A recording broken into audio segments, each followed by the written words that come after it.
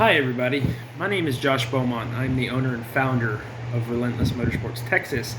I want to talk to you today about Toyota ECU repair. I do other ECUs, but let's talk about the Toyotas. So first of all, there's a lot of tutorials online about the DIY, which is always cool. I mean, do-it-yourself stuff is always fun.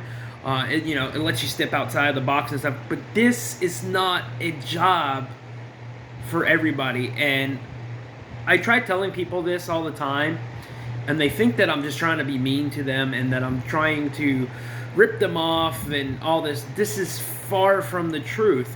I want to show you this, and God bless him, my customer, he's a really nice guy. We've chatted a little bit. He's a fellow 2J guy. I'm a 2J guy. I just wanted to give you guys a little insight on some do's and don'ts, and this ECU is a prime example. I am not going to say his name, and I hope that this teaches him a lesson, not in a bad way, but in an educational way. So let me get started. I am going to show you his ECU real quick. This is a 2JZ GTE ECU. Looks to be an Aristo ECU. Or it could be a Supra. This one looks like an Aristo ECU. I forgot whether he has a Supra or an Aristo. Some of these. So anyway, the capacitors in these things, they do go bad. It is like the plague. These things, they love to leak. They love to just literally just go bad. It's what they do. He's tried to change some of these. And it looks like those are Chinese caps. Those are probably some kit that he bought off the internet. Not his fault. Untrained people that don't do this every day don't know better. I was there at one time. He was saying he was having issues that he changed his caps. First of all, prime example of this is, if you don't know what you're doing, this isn't a job for you. Unfortunately, I can't warranty work on something like this because if he's fried something in here, I mean, I can test some of the components. I can't test all of it. I mean, and sometimes there could be damage. This is a multi-layer board, meaning if we take this board and we try to shine a light through it, it's got traces inside the board. It is like it's printed and epoxy sealed in between. Look, there's layers. You can't get in there. So if you don't have a good soldering iron and you don't have the actual skill set from like experience, not that, you know, I'm saying you guys can't do this, blah blah. It's a skill set. It's taken me years to figure out. You know, when you pull the parts out, you can actually damage the contacts inside the layering of the board. So what I want to show you is I'm going to show you another ECU. This is a 2JZ GE ECU out of a JDM NA Supra. This is not a multi-layer board. See how you can see through it? See my fingers back here? You can actually see through the board. This is just bottom side, which as you see somebody's damaged it, and top side. Top side. So these are a little bit easier to work on, but you can still damage it. Like this ECU here came from another ECU shop, and as you see, there's segments of trace and solder pad missing up in this top region up here. Let me see if I can point to it and hold the phone. And no, I normally wouldn't hold an ECU like this. This ECU is trash, so we're not hurting nothing. Up in here, you see all that damage? You see where the contact used to be? And if you look down in here, you see that little like white spot in the center of your screen? Next to that little tiny black rectangle, which is a resistor. There's two little white spots. Those are pads that have been ripped out of the board as well.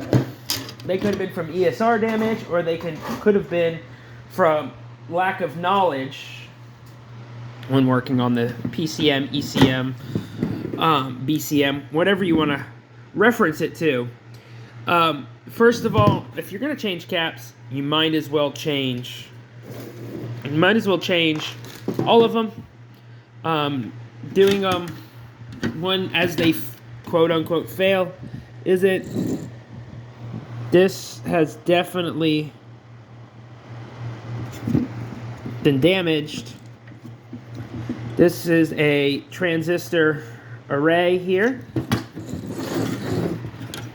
that controls part of the ignition and fueling system. Here's your injector drivers over here. Doesn't look like they got any contamination on them. But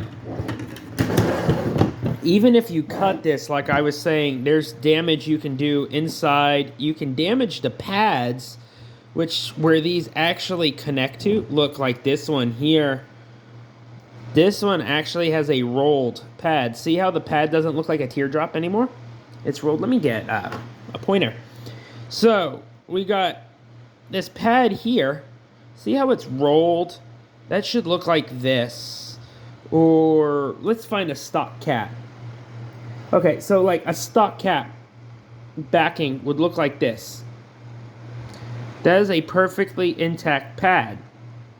If you look at this, see it's misshapen. It's rollback. Now, mind you, this is like positives tucking in negatives here. This is a major shorting issue. This can cause all sorts of damage to your vehicle. These legs should have been cut. All you got to do is literally, you gotta cut them.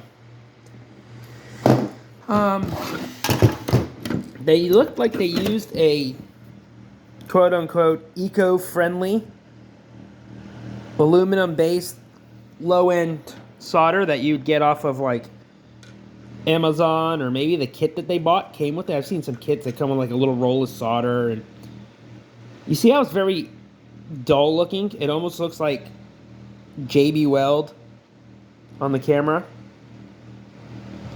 That is a very, very, very, very poor solder connection. They should be silver, like this. See how these are silver and like shiny? The light kind of follows it. I know the phone's going out of camera, or out of focus, but these are issues. Here, these are major issues. These can cause all sorts of catastrophic damage to your PCM, ECM, your ECU. If you've never soldered before and you want to try this, I advise you to practice on some old junk stuff before you attempt your own ECU, or I'd be more than happy to help you. I'm a fellow enthusiast. I love cars. I'm a Toyota guy. I love Mazda stuff too. It's pulled apart. I got a Mazda gauge cluster and body control module there for an RX-7, or not body control module, ECU. I know a lot of people are going to go, oh my god, it's just tossed in the box. There's styrofoam and foam and plastic between them. I'm very careful with everything I do. I have to work on that. I didn't feel like putting it back together while I wait for parts and then have to take it apart again, because you can run into issues, pulling old stuff, especially plastic stuff, on and off. So I left it apart so I could work on it. Anyway, I hope that this video was helpful for you guys. I look forward to hearing from you guys, and if you guys got any questions, feel free to contact me. You can message me from my website, which is www.relentlessmotorsportstexas, or tx.com, or you can look me up on Facebook at facebook.com/relentlessmotorsportstx. Same with Instagram. I'm on there, and I hope to hear from you guys soon. Hope to get you all sorted, and hope to get those old, cool JDM hot rods and cruisers and VIP builds back on the road soon. Anyway, like I said, my name is Josh Beaumont. I'm the owner and founder of Relentless Motorsports, and I hope I can help you out soon. Thank you. Have a fantastic day. Happy New Year, and peace out. I'm out. I'm going to go save this bad boy right here.